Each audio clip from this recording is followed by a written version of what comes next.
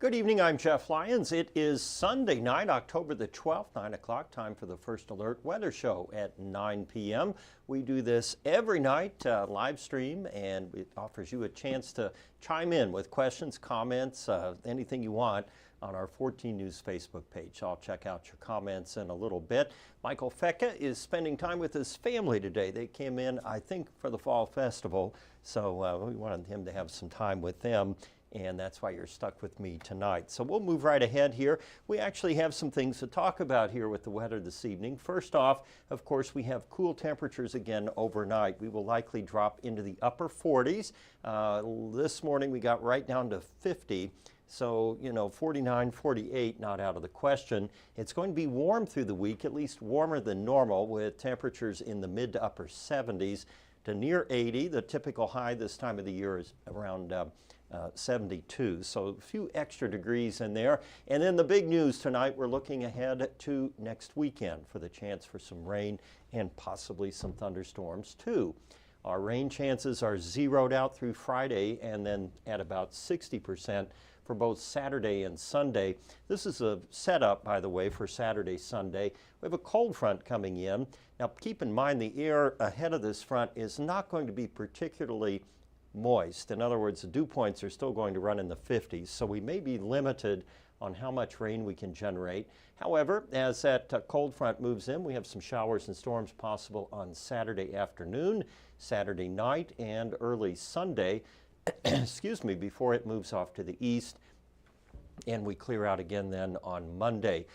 Quick look at potential rainfall, and this is with the GFS model now coming up with just small amounts, and that's actually trending down from what I showed on the 5 o'clock news tonight. It was still coming up with about 0.8 of an inch of rain.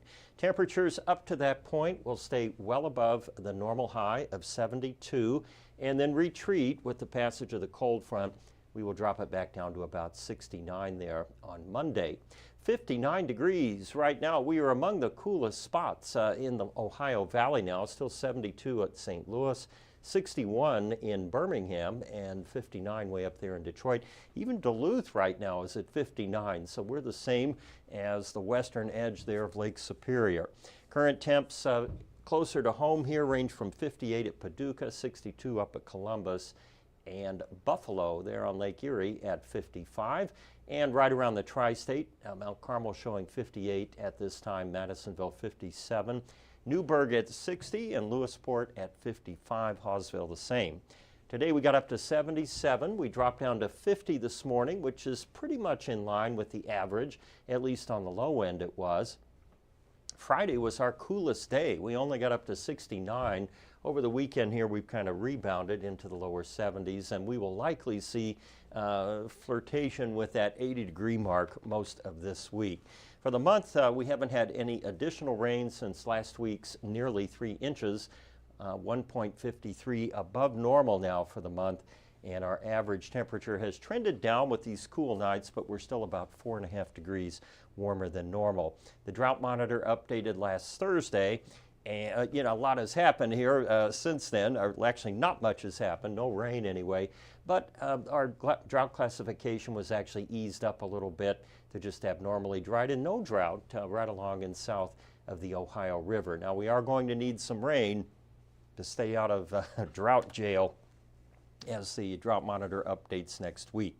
The temperatures tomorrow will climb back into the upper 70s. We have full sunshine expected. And with high pressure sitting out here right over Kentucky, Tennessee, it will basically deflect any of those approaching showers that you see there in the plains. Out in the tropics right now, we have about a 70 to 80% chance of seeing tropical development of another storm here, possibly a named storm. To give your bearings, though, it is way out to sea, and at least the GFS model has it kind of hooking back out to the east and not posing a threat to the U.S. mainland. So that's a plus. Hopefully that trend will hold as we go through the week. And again, that's about a 7-day window there at an 80% chance of tropical development. Here at home, our high pressure is really in control of our weather, And you know, the rain will stay just off to our west. Eventually this high pressure dome will break down, and once that occurs, we will start to see some clouds and rain moving in. We may have a few random clouds during the day tomorrow and Tuesday, but these aren't going to be rain producing clouds, just blotting out the sun a little bit, maybe making it feel slightly cooler. On the GFS model, the longer range look here takes us through Tuesday, Wednesday, Thursday, and Friday dry, although we may be cloudy much of the day on Friday. Hopefully the rain will hold off until after Friday night football. I think this might be the last week before we get into tournament play or sectionals following week. The GFS showing that rain coming in on Saturday afternoon and then continuing through early Sunday. And again, that rainfall potential at 1/10 of an inch. And again, you know, when we look at guidance numbers this many days out, don't put too much stock in it. It basically is telling us now a light rain event. The European model, a little different. It brings in the clouds on Friday, as does the GFS. It's a little later with the rain arrival there through Saturday night and Sunday, and it also hangs on to the rain a little longer into the first half of Monday. And in the wake, the European, you don't see it on here, it was coming up with about 1/2 inch of rain. Again, an average, just a guidance number. 48 degrees tonight, clear skies, 79 tomorrow. It's going to be sunny, nice out there. 7-day forecast, all dry through Friday, and then those 60-60 chances of rain Saturday and Sunday. Longer range, this gets us to the 22nd of October. We're going to hang on to these warmer temperatures, and it looks like we get into a wetter pattern than the average too, which is a good thing. We'd like to get a little more rain out there before we get into the first freeze and so on. May help with those leaves. Oops, let me fix that. We have a pet pick for you tonight, a new one, not Cookie. This is William Raleigh's friend here. Hang on, I'm going to set that up just so we can look at it.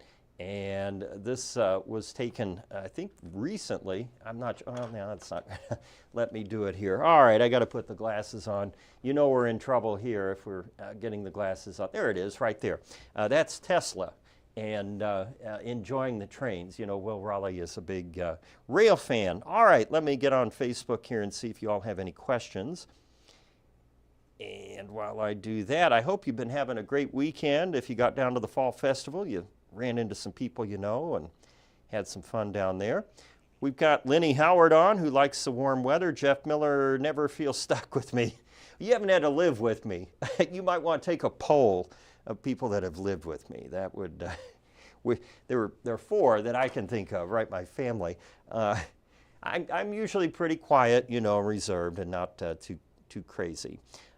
Zach Seats, are severe thunderstorms expected the upcoming weekend for Evansville? Well, that's a great question and certainly always a concern, especially this time of the year. The short answer is no, it's not showing up in the models yet. And it may not show up in the models, but it's certainly something we're keeping an eye on here as we get into the weekend. And, you know, it's not out of the question. Our days are getting much, much shorter, you know, and that's because of the tilt of the Earth and also our orientation to where we are with regard to the sun in our orbit. We are getting actually closer to the sun, but because of the tilt, we get less incoming radiation, solar radiation, which is why it gets cooler outside, even though we're closer to the sun. The sun is lower in the sky, and because it has a shorter distance to traverse from the west or from the eastern horizon to the west, sunrise to sunset, our days get shorter. And October stands out because we lose a lot of daylight this month, about 71 minutes worth, or an hour and 10 minutes, or hour and 11 minutes of daylight. So this morning, the sun came up at 6:57, and it will set tomorrow evening at 6:15. We're almost to that point now where the sun starts coming up after 7 o'clock. Now, we will move the clocks back an hour. Let's see here, it'll be in the first weekend in November. So, you know, then we kind of move back that way. But there will be some dark mornings here very soon for the school kids and that until we move the clocks back. And we will continue to lose daylight, but then it will slow down the rate at which we're losing minutes right up to that solstice there, the winter solstice around the 21st of December. Then we go through December, and then the first half of January kind of flatline there. We don't really lose any, we don't gain any daylight either. We don't start to see that significant addition of minutes until late February into March. So I know, I'm biting off way more than we want to chew right now. We still want to just enjoy some fall color. So hopefully we will get some in the near future here. Jeanette Rice is on this evening. Who else do we have? I said Cheyenne Hammonds earlier, I think. And I think I got all your questions answered. We have football over on 14, so I will be on late tonight. And then tomorrow it'll be, I think, the normal lineup. It'll be Byron in the morning, Arden at midday, and I'll be here with you at 4, 5, 6, and 10. So I appreciate you watching the First Alert weather show here at 9 o'clock. I hope you have a great night. Good sleeping weather out there. If you kind of crack the window a little bit, you can let some of that cool air in. But, you know, you don't want the furnace to kick on either. So you pick your crack size. Well, that sounds awful, but you know what I mean. It's great to have the fresh air this time of the year. Don't pick your crack size. Open it about 1 inch and you'll be fine. All right, I'm going to get out of here before I get into trouble. We'll see you on 14 News at 10 o'clock. Thanks for watching.